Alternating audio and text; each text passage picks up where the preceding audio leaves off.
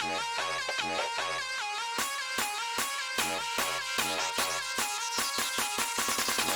a 16 buff in the dark of the